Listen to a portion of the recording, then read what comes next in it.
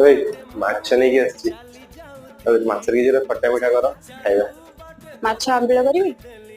କରୁନ ଖାଇବା। ହଉ ଠିକ ଅଛି ଆଉ।